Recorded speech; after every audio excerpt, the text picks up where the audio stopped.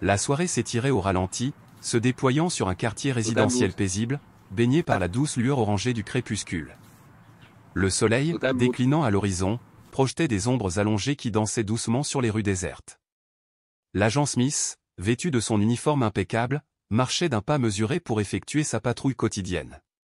Bien que les rues paraissent calmes et sans incident, Smith, vétéran aguerri de la brigade locale, avait appris depuis longtemps que les apparences peuvent être trompeuses.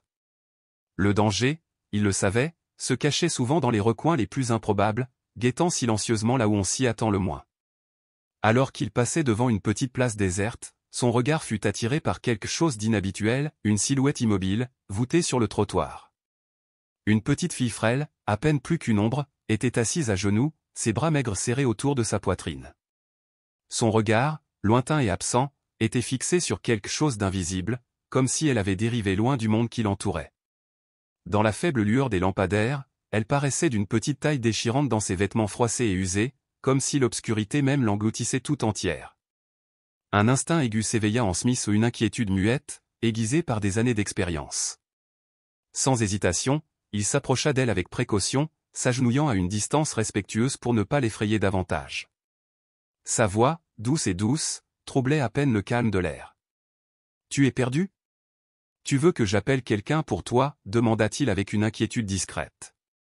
L'enfant releva la tête avec une lenteur extrême, comme si le simple fait de bouger était un poids insupportable. Ses yeux immenses, brillants de larmes et creusés par une angoisse silencieuse croisèrent les siens. D'une voix si fragile qu'elle était à peine audible, elle murmura. « S'il vous plaît, sauvez-moi. » Ces 3 mots, prononcés avec un désespoir si discret, frappèrent Smith comme un coup de tonnerre. Ni cri, ni supplication, et pourtant cette phrase simple et désespérée exprimait plus d'urgence que n'importe quelle sirène. Son cœur se serra, une peur glaciale le submergeant. Passant à l'action, Smith attrapa sa radio sans perdre une seconde. « Lisa, ici Smith. J'ai une situation urgente, risque de mise en danger d'un enfant. Rendez-vous immédiatement sur Jefferson Avenue, annonça-t-il d'un ton sec et empreint d'une urgence contenue. Quelques minutes plus tard, sa partenaire, l'agente Lisa, apparut au coin de la rue, ralentissant le pas en constatant la scène troublante qui se déroulait devant elle. Elle s'agenouilla près de la jeune fille, l'expression s'adoucissant d'inquiétude. « Que s'est-il passé ?» demanda-t-elle d'une voix basse et douce. Elle n'a dit qu'une chose, « Sauve-moi. » Rien d'autre, murmura Smith en secouant la tête. Mais regarde là, Lisa, il y a quelque chose qui ne va pas. L'instinct protecteur de Lisa s'est immédiatement enflammé. L'impuissance qui émanait de l'enfant a réveillé quelque chose en elle. Sans attendre, Smith a pris une photo discrète de la fillette avec son téléphone et l'a transmise au réseau interne de la police, signalant l'affaire pour une intervention immédiate. Une alerte de recherche a été lancée dans l'espoir d'identifier un proche parent ou un tuteur connu. Quelques instants plus tard, une femme âgée, le visage profondément inquiet, s'approcha prudemment. Sa voix tremblait tandis qu'elle parlait, ses mains se tordant nerveusement. Elle reconnut la jeune fille et lui expliqua qu'elle s'appelait Maya, une enfant qui errait dans le quartier depuis la mort tragique de ses parents. Parfois, elle reste chez des voisins, murmura la vieille femme, les yeux baissés. Parfois, nulle part. Personne ne s'est vraiment soucié d'elle. Un lourd silence s'abattit. Le poids de cette révélation pesa sur Smith et Lisa comme un linceul. Leurs regards se croisèrent, troublés, comprenant sans mots que le chagrin de l'enfant était bien plus profond qu'un simple abandon. « On ne peut pas la laisser comme ça », murmura Lisa fermement, la voix chargée d'émotion. « On l'emmène au poste. Elle a besoin d'un endroit sûr et de réponse. » Le trajet de retour à la gare se fit dans un silence pesant. Maya resta immobile sur la banquette arrière, ses petites mains crispées sur ses manches déchirées. Smith, jetant de temps en temps un coup d'œil dans le rétroviseur, ne cessait de croiser son regard, un regard hanté par des ombres qu'aucun enfant ne devrait avoir à supporter. Sa terreur était palpable, un cri silencieux emprisonné derrière son visage baigné de larmes, comme si un cauchemar inexprimé la hantait encore.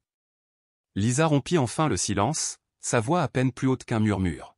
« Tu penses qu'elle fuit quelque chose ?» Smith garda les yeux sur la route, mais ses doigts se resserrèrent légèrement autour du volant. « Je ne le pense pas, » murmura-t-il d'un ton sombre.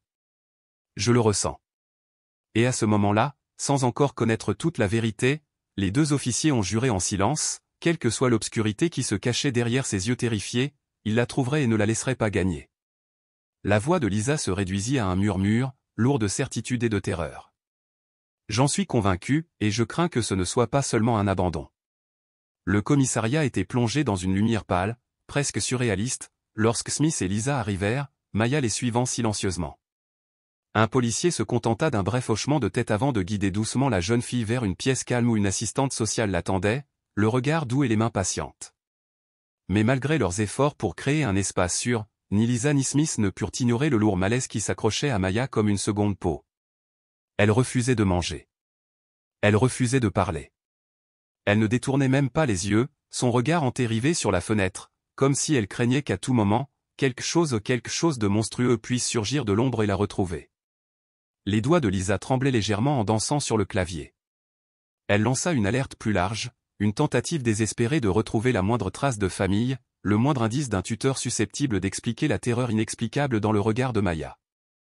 Simultanément, elle éplucha dossier après dossier, passant au peigne fin les dossiers de personnes disparues, les incidents passés, tout ce qui pouvait offrir un fil conducteur.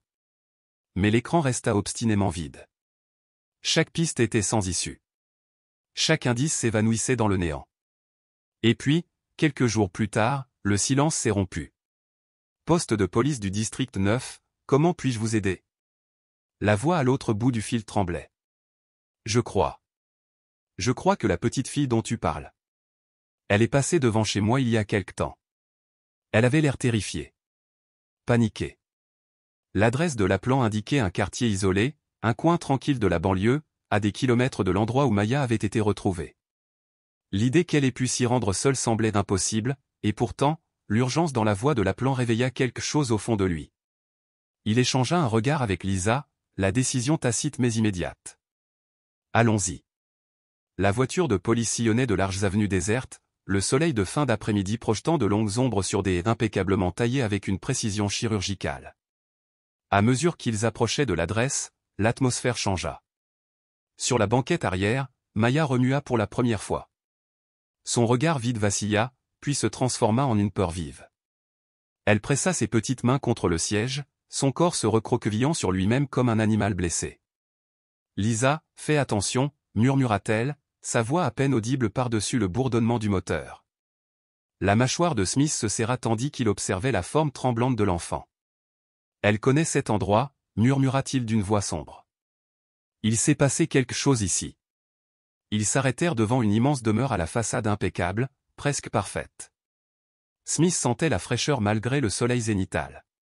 Avant que les policiers puissent frapper 2 fois, la lourde porte s'ouvrit en grinçant, révélant un homme d'une 50aine d'années, impeccablement vêtu, le regard froid, l'expression figée dans un masque d'irritation. « Messieurs les officiers, dit-il sèchement, je suis occupé. Je n'ai rien à vous dire. » Lisa resta immobile, faisant un geste subtil vers la voiture. « Nous enquêtons sur une affaire concernant cette jeune fille. Maya. Elle est là, elle attend dans la voiture. » L'homme jeta à peine un coup d'œil dans cette direction avant de secouer brusquement la tête. « Je ne la connais pas. » La monotonie de sa voix, son déni immédiat, la légère crispation de sa main sur la poignée de la porte, tout cela était anormal. C'était trop contrôlé. Trop répété. Lisa et Smith le sentaient tous les deux, la tension crépitante sous la surface. Smith s'avança, la voix ferme mais mesurée. « Pourriez-vous nous demander de visionner les images de votre caméra de sécurité? Juste pour éviter tout malentendu. » Les yeux de l'homme se durcirent. « Absolument pas. Maintenant, si vous voulez bien m'excuser, bonne journée. » La porte claqua avec une finalité déconcertante.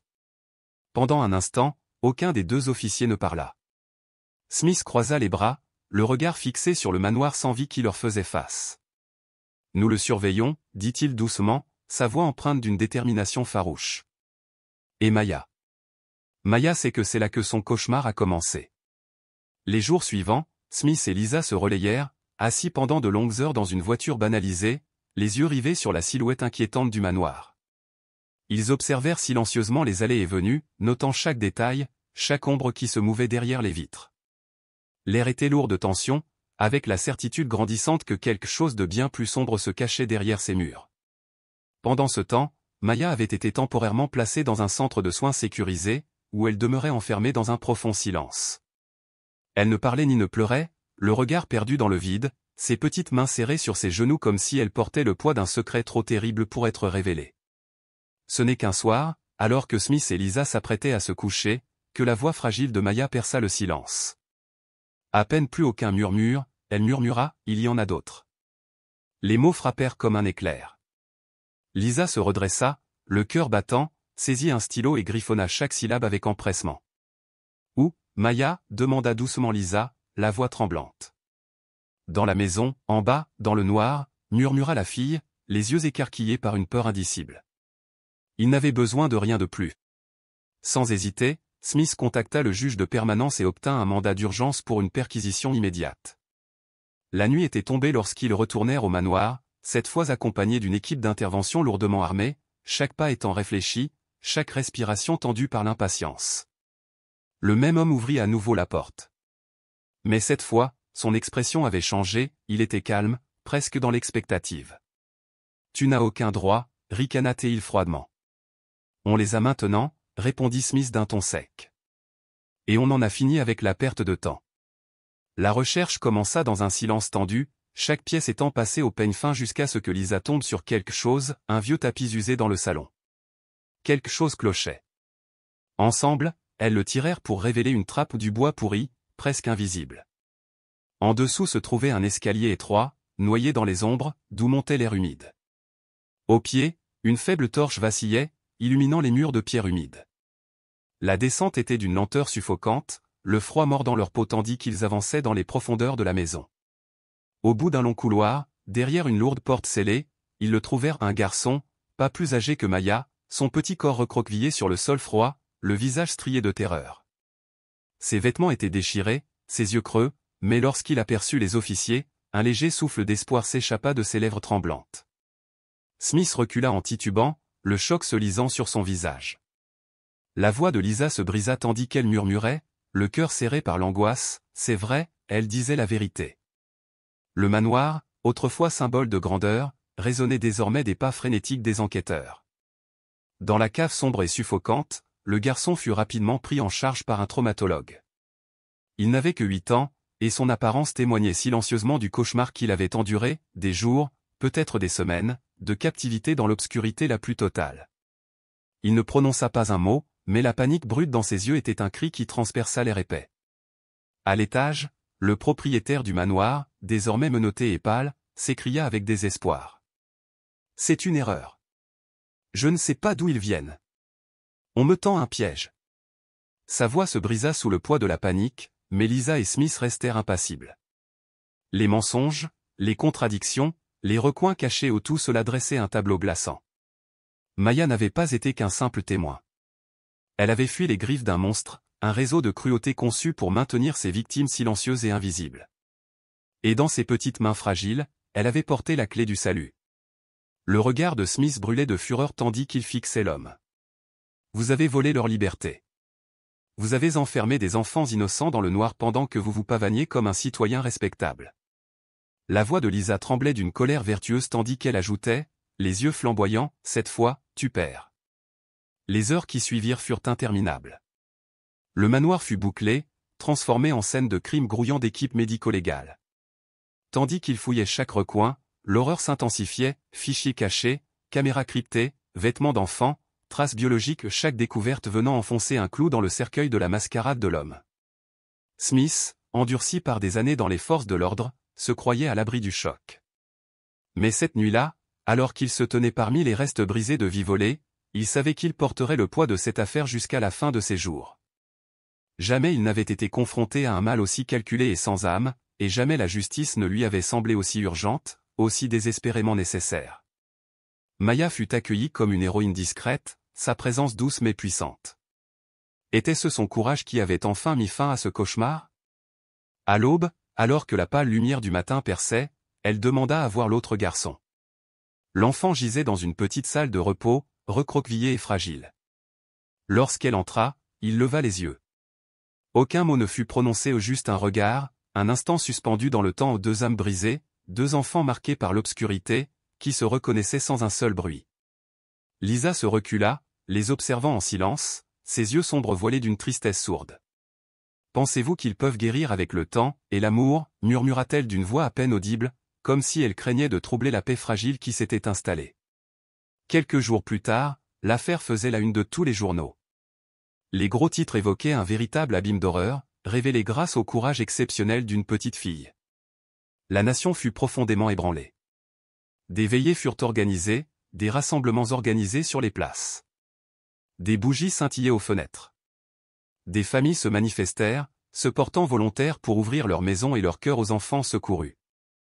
Les agences de protection de l'enfance intensifièrent leurs efforts, lançant des inspections minutieuses dans les quartiers résidentiels, déterminées à ne plus jamais laisser une telle horreur se cacher au grand jour. Pour Smith et Lisa, cependant, les cicatrices étaient profondes. Ce genre d'affaires laisse des traces que personne d'autre ne peut voir. Ça vous change, confia doucement Smith à son supérieur. Sa voix était lasse, distante. Et pourtant, vous avez agi comme si vous étiez vivant. Les jours suivants, une cérémonie discrète eut lieu à un rassemblement modeste à la gare locale. Maya, vêtue d'une simple robe blanche, resta silencieuse tandis qu'on lui remettait une médaille symbolique pour sa bravoure. Elle ne dit rien, comme toujours, sa voix encore empêtrée dans le souvenir de tout ce qu'elle avait enduré. Mais son sourire timide et hésitant une simple lueur en disait plus que 1000 discours. Alors que le jour déclinait et que le soleil disparaissait à l'horizon, teintant le ciel d'or et de violet, Smith se tenait à côté de Lisa, les mains enfoncées dans ses poches. Son regard était pensif, lourd de questions sans réponse. « Tu sais, murmura-t-il, on n'aura peut-être jamais toutes les réponses, mais on peut au moins continuer à se poser les bonnes questions. » Les lèvres de Lisa s'incurvèrent en un doux sourire mélancolique. « Et écoute, ajouta-t-elle doucement, d'une voix à peine plus faible qu'un souffle, quand une voix murmure. Sauve-moi.